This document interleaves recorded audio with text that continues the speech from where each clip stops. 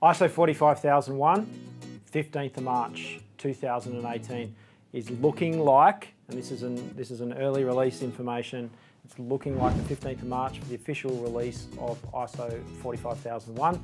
So that, ladies and gentlemen, is going to be an amazing game changer in the world. It's the very first time that we've seen an occupational health and safety management system specification issued for the whole world. So really, really exciting. I'd like to congratulate the ISO community for getting together and getting this over the line.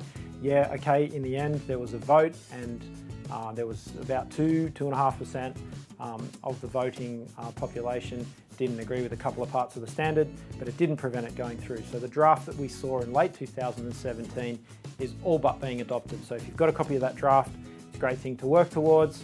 And I think there's going to be a few people queuing up at the ISO store, iso.org, to purchase that standard when it drops in the latter part of March. So it's looking like the 15th of March. There's a few events happening around the world. We're watching those events with keen interest.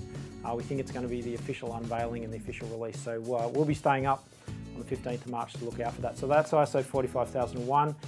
Early signs for those of you here in Australia is that that standard will repeal AS 4801, which is the 2001 document. So that's the Occupational Health and Safety Management System specification. Not a big deal, not a huge amount of difference that you really need to worry about between the Australian standard and this new international standard. So I think AS 4801 has been a great standard, and it's not a significant difference. So it's similar structure, but certainly most importantly, exactly the same intent. So there's no information right now about how long we're going to take. The standard hasn't been released.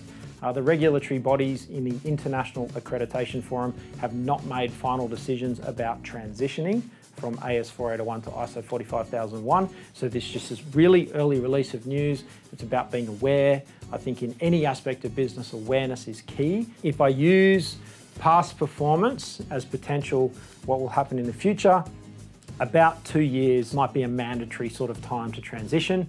But you know what's really, really cool is you've got an opportunity to get on the front foot, lead your industry, get in front of your competitors and get on board with that standard, because it will be a really simple transition. So what's really exciting is we've got a great course available in our training store online. So if you want to know the ins and outs and the detail and the intent of ISO 45001 and get on the front foot, improving, developing, innovating your management system and how you manage safety risks in your organisation, check out the ISO 45001 training course that we've got sitting in our training academy. You jump on the Best Practice Education Training Academy website, have a browse through the store, and there's our ISO 45001 training course.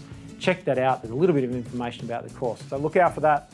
Mark the 15th of March as a placeholder in your calendar, and we'll come back to you with some webinars and some more information closer to the date, and we'll go right through that new document. So look out for some of our live YouTube videos that'll be coming. We'll be posting when we're going to run them, but when that stuff's happening, we'll come to you live on YouTube. So I'll see you soon.